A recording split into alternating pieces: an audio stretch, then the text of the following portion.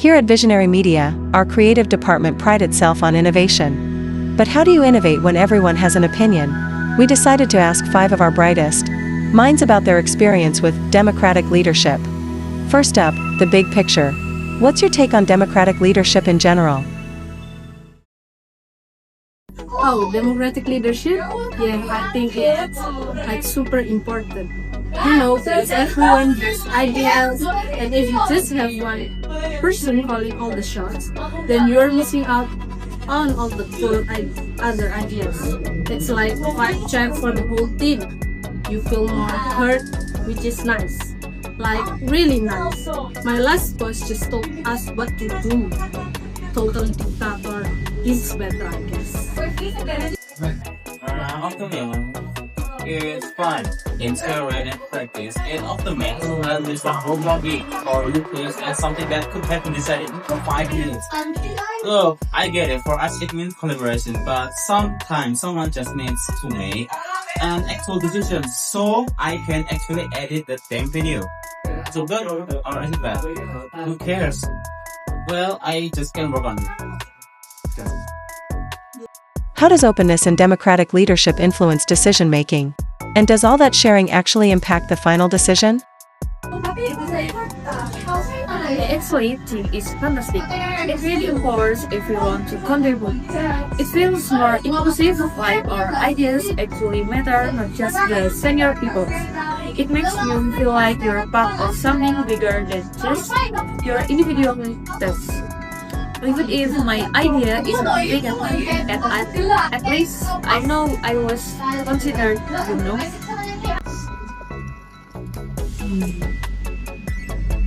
Openness is a double-edged sword, isn't it? On one hand, it exposes you to truth you might otherwise miss. A junior designer might see a flaw in a campaign concept that I, with my vast experience, would overlook. On the other hand, it can dilute a strong vision. A truly bold idea often starts singular, not by commitment. So it influences decision-making by forcing a broader consideration. But it doesn't always guarantee a better or more courageous decision. Often it just means a safer one. As a member of Gen Z, how do you feel when being led by a democratic leader? Okay, so as a Gen Z, it's like totally the only way to do it, right? I want to know why we're doing something. I want to contribute.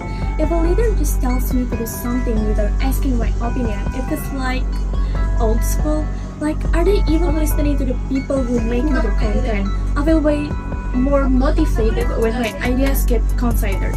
It's just not a job, it's a co-creation. That's super important for me.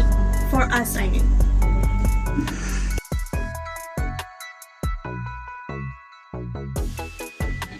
Yeah, I actually feel really good about it. It makes me feel respected, like my own.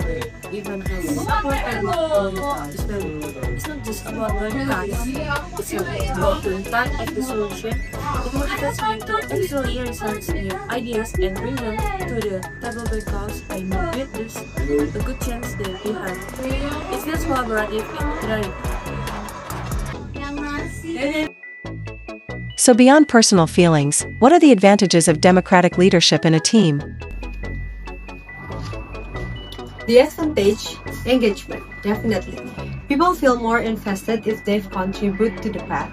It can lead to more robust, stress-tested ideas because they've been voted by multiple perspectives.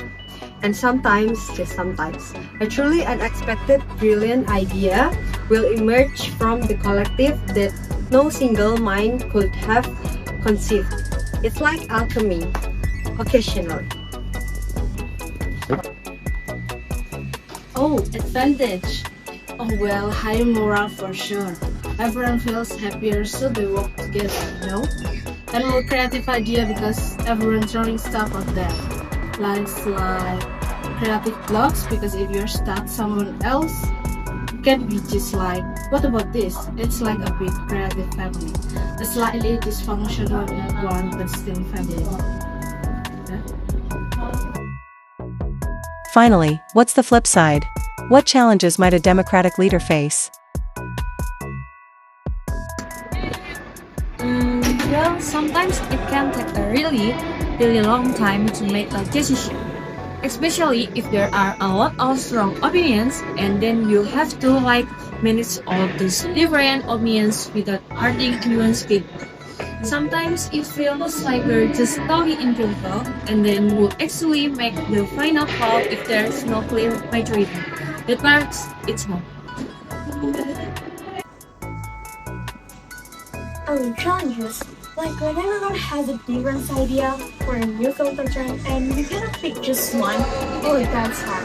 And then sometimes it just takes forever to get the final thing. And if the boss asks for my opinion and then doesn't use it, is that still democratic? Or is it just asking for my opinion for fun? It's confusing sometimes. Time. It's a good time thing. If you're democratically leading a project with a tight deadline, well, you're toast. And also managing egos.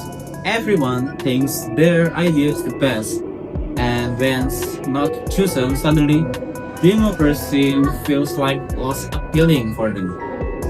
A good democratic leader needs to be a part leader, part therapist, and yeah, that's extremely exhausting.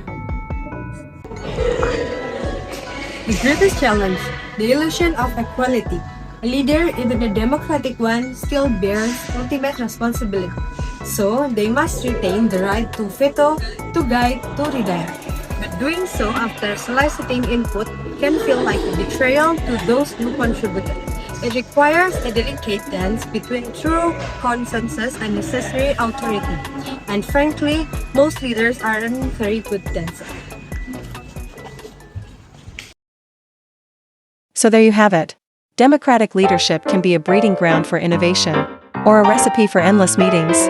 Perhaps, like any creative endeavor, it's a messy, imperfect process. But here we are at Visionary Media, continues to evolve, one collaborative brainstorming session at a time.